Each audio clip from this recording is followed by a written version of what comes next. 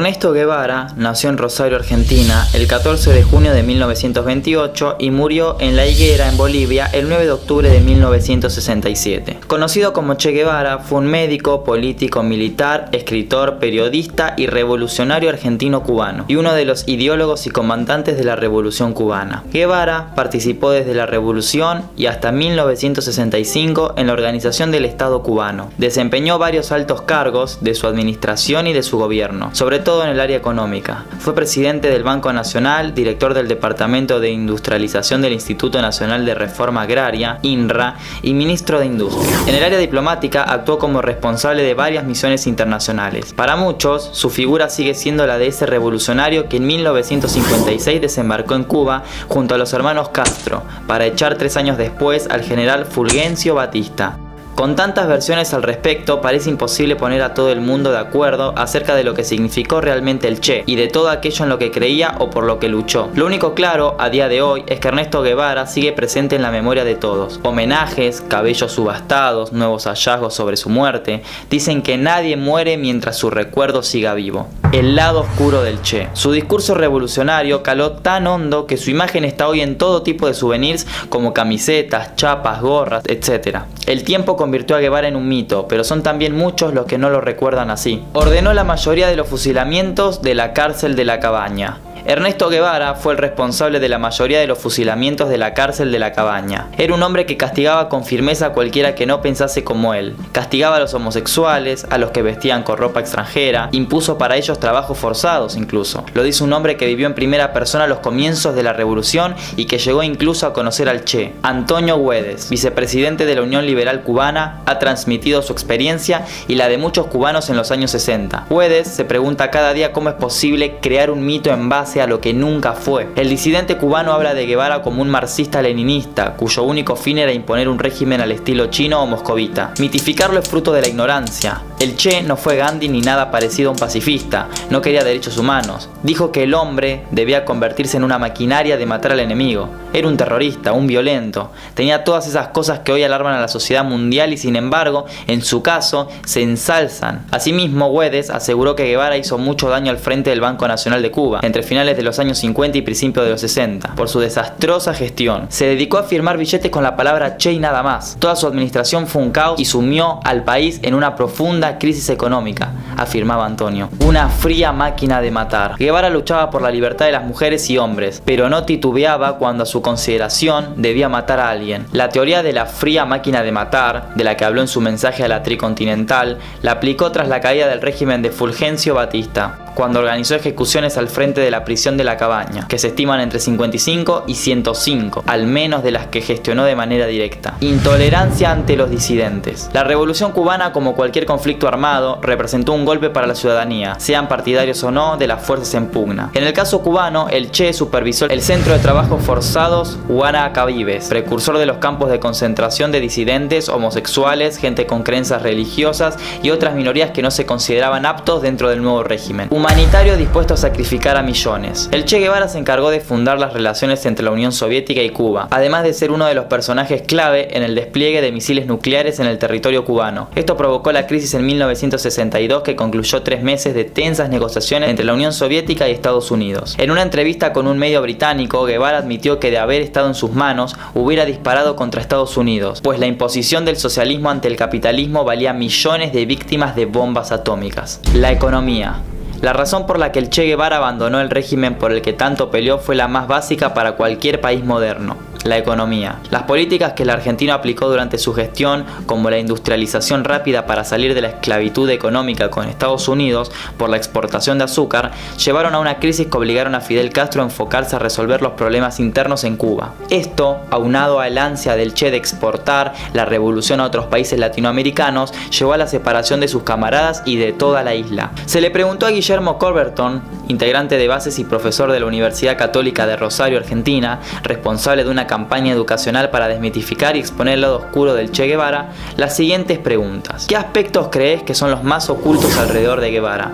que fue una persona que hizo todo al revés de lo que dicta cualquier norma de una sociedad civilizada y terminó teniendo poder y dinero. Pocos saben, además de su crueldad, que fue traicionado por Fidel Castro y que terminó exiliado en Angola viviendo como un perro. Al volver a América, o se iba a Bolivia o lo mataban en Cuba. Otra cuestión también bastante ignorada es que en Bolivia fue entregado por los propios cubanos. Los que siguen al Che descreen de la importancia de estudiar y de informarse. Las cosas que dijo este personaje en Bolivia sobre las personas pobres que no tuvieron oportunidad de educarse son lapidarias. ¿Qué se busca generar con este proyecto en la opinión pública?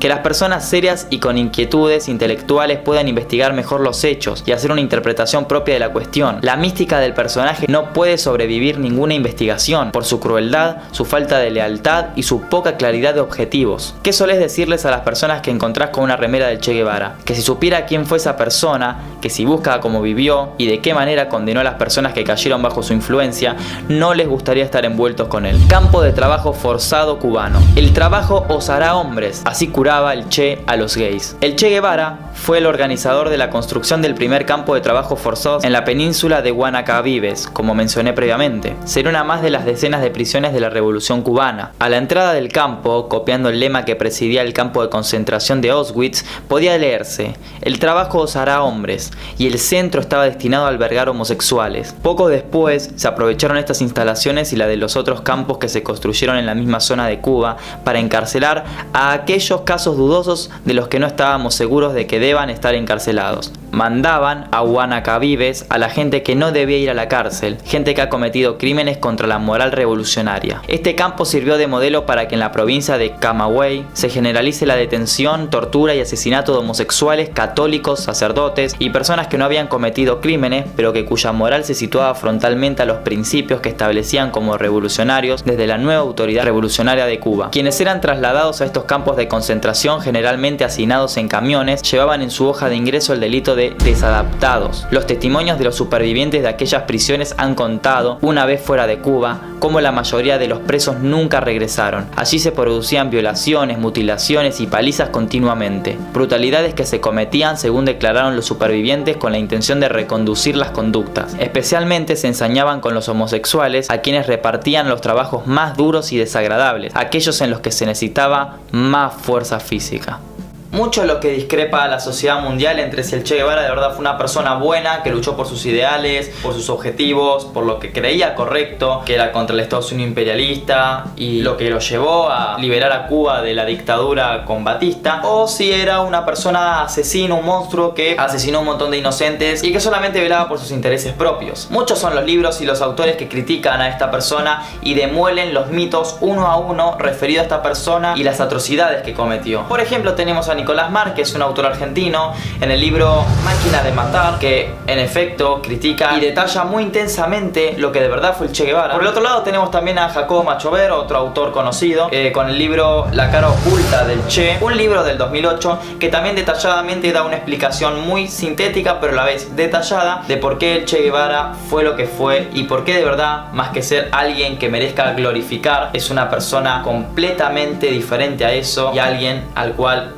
no se debería aspirar a ser jamás. A mí lo que más ruido me hace tiene que ver con cómo la ignorancia de las personas conlleva a que por ahí se crea o se tenga conceptos sociales de alguien cuando ese concepto es falso, cuando el Che Guevara no era quien se lo muestra ser. Porque por ejemplo tenemos las marchas de reivindicación o de orgullo gay, o también las marchas LGBT, en las cuales tenemos personas que tienen las remeras, el clásico retrato, la clásica cara del Che Guevara en las remeras, en banderas, en pancartas, en absolutamente donde se lo puedan imaginar, siendo que este individuo estaba completamente en contra de los homosexuales y pensaba que la homosexualidad era algo que se curaba. Es una locura.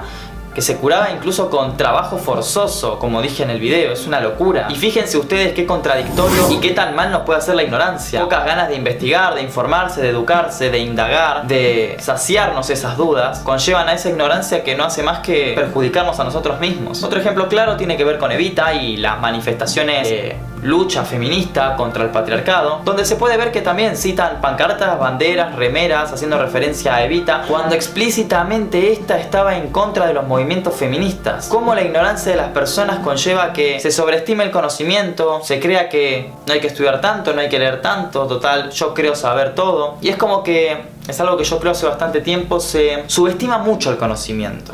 Se cree que es algo fácil, algo de que escucho algo acá, algo allá, listo, yo ya sé. No, saber es leer, saber es investigar. Saber es escuchar todo un paradigma, toda una gama de opiniones también y formar mi propia opinión con una base teórica grande y no con algunas cosas que voy recolectando, otra que pesco de acá, que así, que asá. Eso no es saber. Y te das cuenta cuando una persona de verdad sabe y cuando no, cuando pasan estas cosas en la realidad, en las manifestaciones, cuando se dicen cosas como si fueran afirmaciones y no tienen un sustento sólido, se desmoronan instantáneamente. Teniendo tanta posibilidad de recursos informativos, internet, enciclopedias online, tantas cosas, somos cada vez más ignorantes. Menos ganas tenemos de leer, menos ganas tenemos de informarnos. Nos es más cómodo que nos digan las cosas y listo. Y ya está, y puedo zafar y algo puedo decir. Y no es así, hay que culturalizarse más, saber más, leer más para ser alguien. Por nosotros mismos también. Pero bueno, espero que te haya gustado este video. Quiero que me dejes tu crítica constructiva, tu opinión, tu reflexión en los comentarios. Es muy importante que lo hagas. Así armamos una especie de debate. Si no, también puedes entrar al grupo de WhatsApp que siempre dejo en la descripción